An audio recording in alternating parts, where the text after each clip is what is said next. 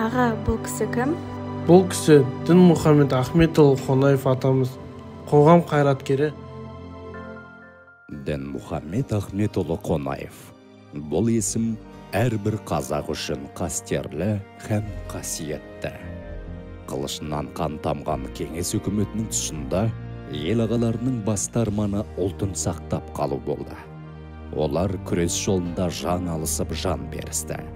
Тәуелсіздікті жақындатты. Солардың бірі де бірегейі Дінмұхамед Қонаев.